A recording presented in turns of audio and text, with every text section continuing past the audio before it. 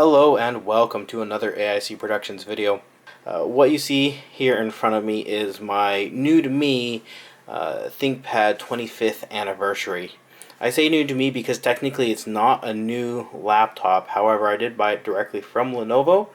They had very briefly on their outlet website, at the recording of this video, they don't have it available right now, but they had some refurbished ThinkPad T 25s or 25th anniversary laptops. Now, I'm fully aware that this laptop is essentially a T470, so a 14-inch laptop with Intel's 7th gen Core i processors. This one happens to have a Core i7 with dedicated graphics. It is a 940M, so it has 16 gigs of RAM. It has a 512 gig SSD.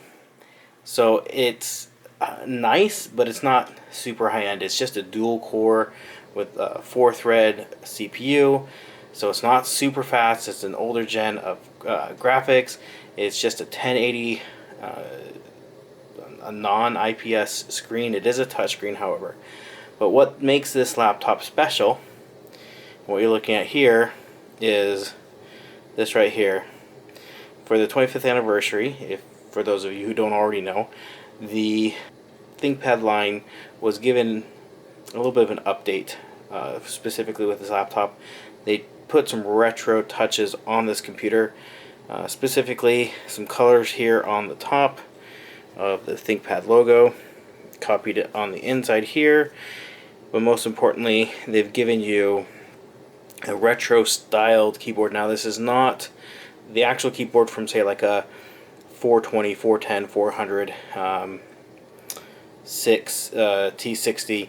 It is very similar in a lot of ways, but it's not the same. I've owned most of those laptops, several versions of them, and it is not the same. I definitely know it's not the same, but it is a very close approximation, and it is a very satisfying keyboard to type on.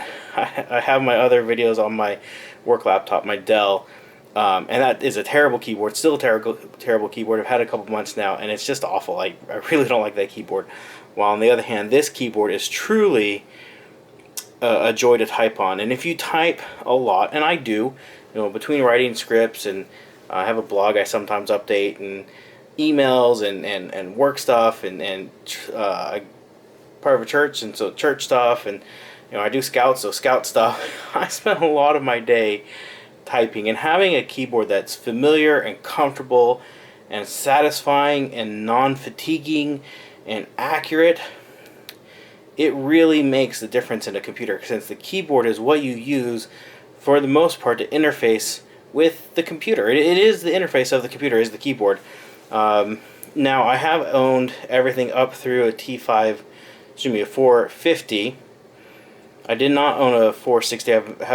Don't have experience with the 460. Some definite updates or improvements from the 450 to the 470. In addition to the keyboard, which is specific to the 25th anniversary, which you read that there, the touchpad is significantly improved over the 450 and the 440. And when they came out on my channel, one of my older videos, I tested a W540, and I hated the laptop. One of the things I hated most about it was the touchpad. And I have a X250, which has a slightly updated version to what the T4 or the W540 had. It has these physical buttons here where the 40 did not. But this is a much improved touchpad over any of those that I've used. Trackpad is very responsive. I've been using this laptop for a while now, and it's just a really nice laptop. It's not really anything special. Like I said, it doesn't have the highest end CPU. It doesn't have the highest end graphics. But what it is it is a pleasure and a joy to work on and work with and use on a daily basis for business tasks, for just 99% of what most people do on a computer, which is type. So I love this computer. We're going to do a couple things with it. I do want to go ahead and actually open it up. I haven't done that yet. So we're going to do that here. Open up, look at the internals, see what we've got going on in there. And then we'll do some gaming videos, not with this video, but down the road, some benchmarking, things like that. So if you're interested in those, definitely subscribe. Keep an eye on the channel for those in the coming weeks and months. So let's go ahead. We're going to stop here. We're going to open it up, take a look on the inside. We'll be back in just a moment. There we go. All right. Got that in frame now. So we got it opened up, taking a look at it. First of all, the back of the laptop just held in with what was that, 6 captive screws, which is nice. You're not going to lose those screws. But I do wish it was more like my ZBook 14 that I am retiring, getting rid of. It just had a switch to take this panel off. I don't think it would take much more because there are some upgradable things on this laptop. So let's move that out of the way. So first and foremost, if you take a look here, you see that there's 2 DIMM slots for memory. This one has the 16 gig DIMM, and this one is open available. So you can have 32 gigs of memory in this laptop pretty easily. This is a 3-cell battery, which is removable-ish if you're willing to take your laptop apart. Over here we have an SSD. Now, the thing with this SSD, let me see, how do I remove this? Let's see here. If you want to get like a 2.5-inch drive in here, it physically fits, I believe. Let me see if I have one that I can just kind of put in the way. But where did that go? There it is. It doesn't fit in the fact that I think this connector is incorrect. I think it has a proprietary cable here, so you have to buy the cable. Yeah. So this is an M.2 drive.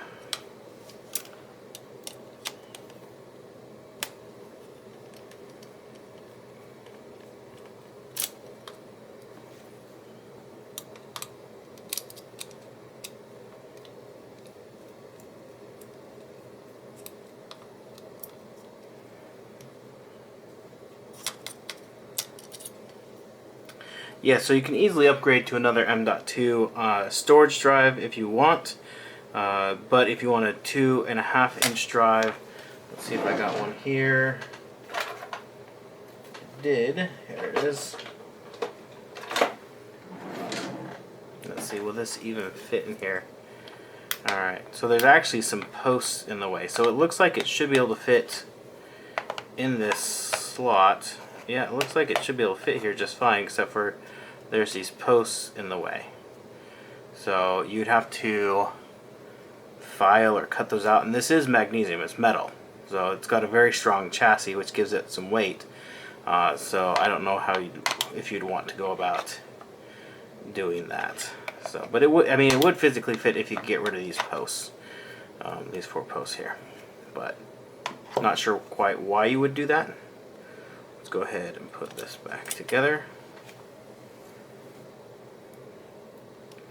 Because the 512 gig SSD for the vast majority of people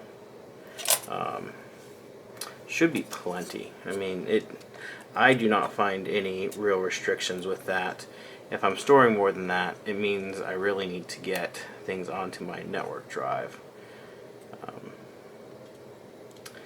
So that's I'm just trying to line up some holes here. There we go. Once again, I'm doing stuff through a camera, and that always makes it so much fun.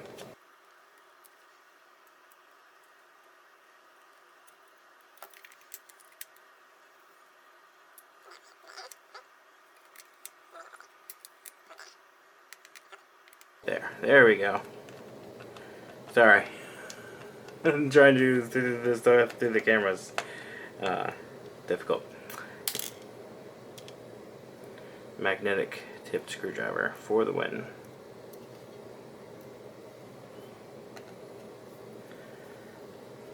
Alright, so that's the SSD.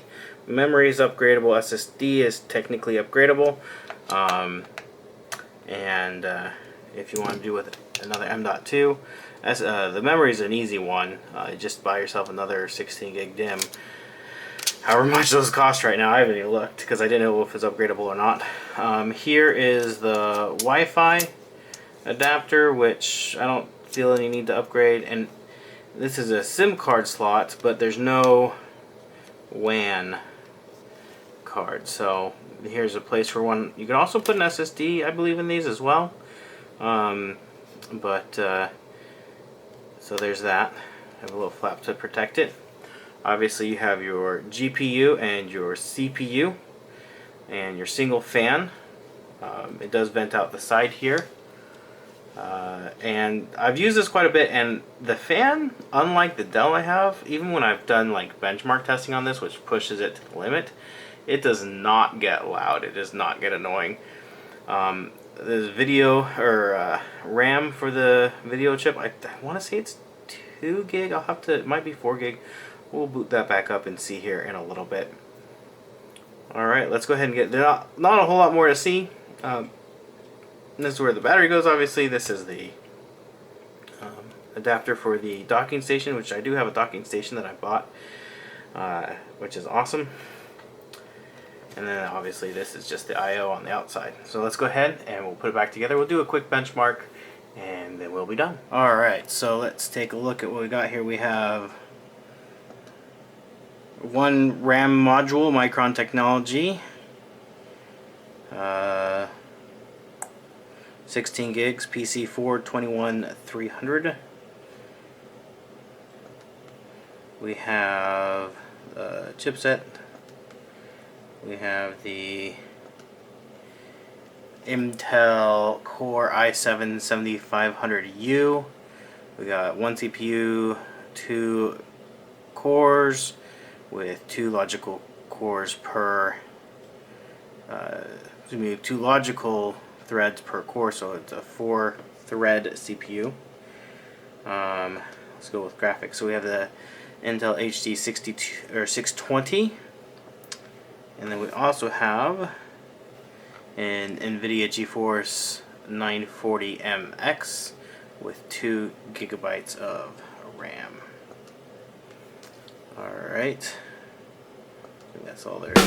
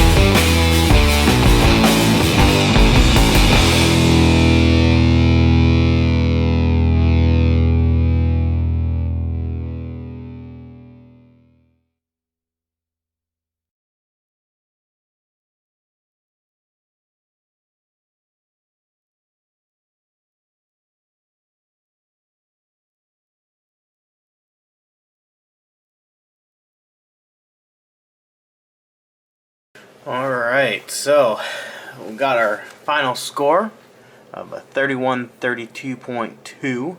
I'll go ahead and put this in the Excel spreadsheet I have for different laptops I've done performance tests on. The 2D mark is kind of funny to me. It's really not that good, but I wonder what the better ones are and how much performance you need with 2D.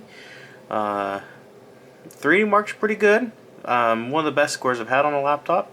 Memory mark, disk mark are pretty good. CPU mark is pretty good. This is not the fastest CPU in the world, especially since it's only a dual core processor. So it's meant for battery life, not necessarily performance.